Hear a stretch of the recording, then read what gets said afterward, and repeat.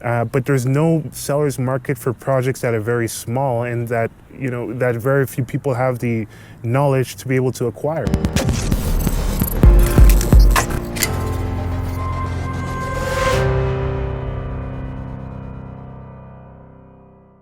Hello everyone, Natu here again, back with another video. And in this quick video, I'm just going to make a video about why is that when people are working on, some of the M&A projects, why there's kind of a bias towards, there's too much of a bias towards assisting the sellers. Because, when you work on, originating different projects, there's too much of a bias on figuring out and working with the sellers of a particular type of transaction when it comes to, like, for example, I was on a call with somebody that was talking about how they spent like 9 months working on acquiring a plumbing company. And this was somewhere in Europe, and they spent a lot of time doing this.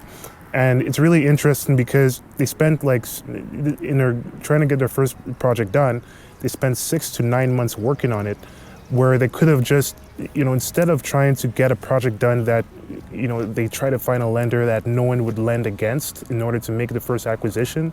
They spent 9 months working on it and just grinding at it.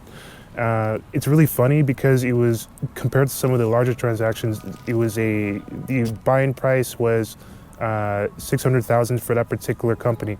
But, at the same time, if so many lenders are telling you why that one won't work, it's funny how you just stick with it and you won't consider the fact that there are so many sellers in the world. And it baffles me that, so many people focus so much on what the seller wants, rather than understanding that the hard part is actually securing the capital for you to begin the acquisition. And the point is that I guess there are 3 points that we're going to take away. But the first one is, don't be too stuck and too emotional when it comes to the seller, because there's never, I don't care what anyone says, there's never a seller's market in, when it comes to, broadly speaking, when it comes to M&A of projects that matter. Because, there's only a seller's market. There's never a seller's market, especially during a pandemic. There's only a seller's market for the projects that have extremely high profitability, that are extremely valuable and overvalued. But there's no seller's market for projects that are very small and that, that very few people have the knowledge to be able to acquire. Because the banks wouldn't put money into it, and there's such a knowledge lapse when it comes to sellers, to non-bank lenders. This is the second point. There's a very big knowledge lapse when it comes to the non-bank lenders, broadly speaking, because many quote-unquote consumers or people who are unfamiliar with M&A or with raising capital, they don't understand how non-bank lenders work, broadly speaking.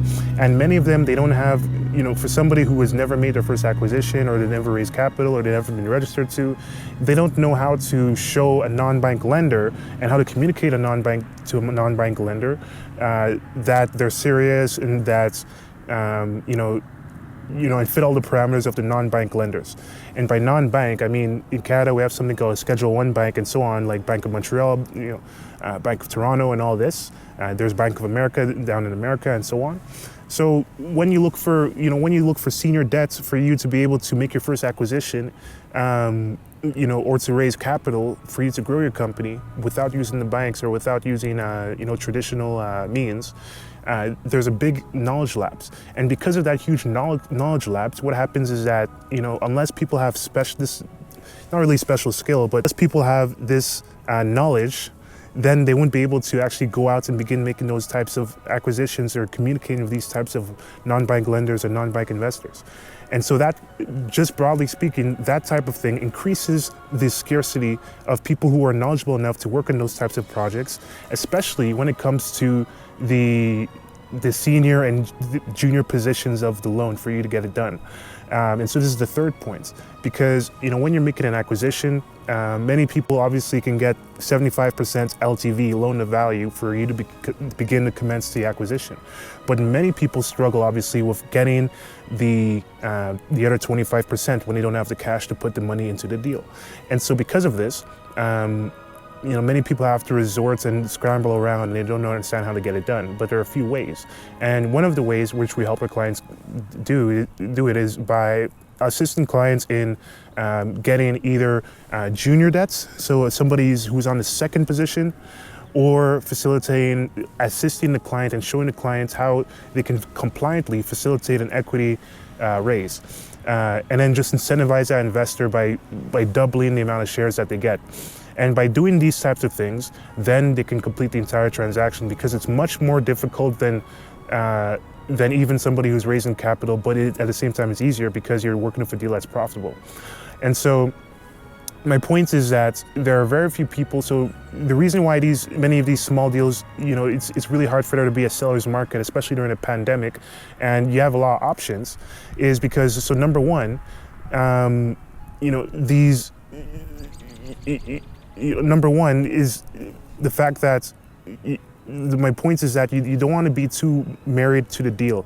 If you have a deal that isn't working and you work too long on it, there are a lot of people that don't have the experience to be able to actually make their first acquisition of these projects. So that's number one.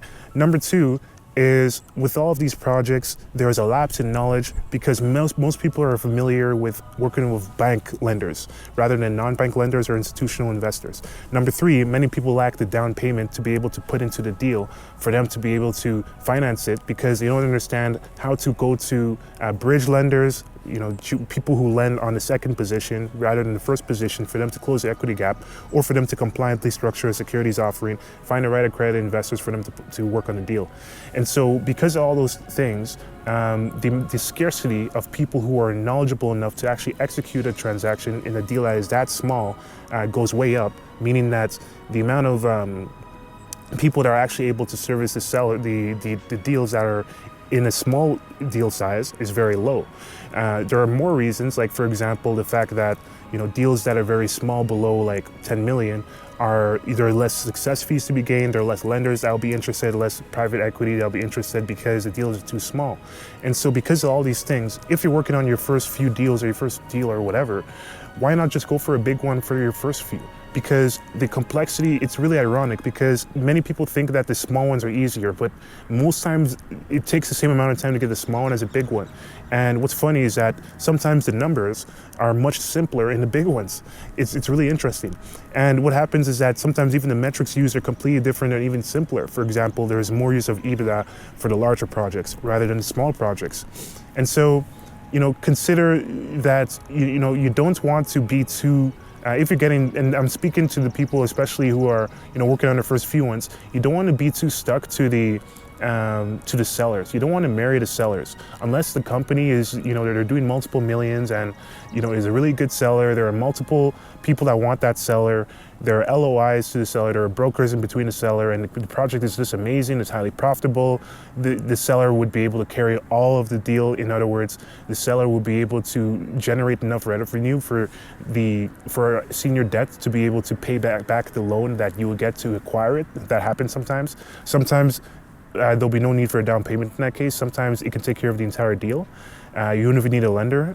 Sometimes it's 100% seller financed. So if you can get those types of projects, then we're entering a seller's market. But for now, unless you're finding these types of projects that are really large, and then you're fighting against, you're getting, it's going to help you beat your competition. If you're, for example, in the IT sector and you find a type of deal that can help you actually, a type of deal that can actually help you get a competitive advantage in the marketplace, then let's be a bit married to it. But if you're working on a project for a few months and it's not going your way, just remember that there are tons of projects out there.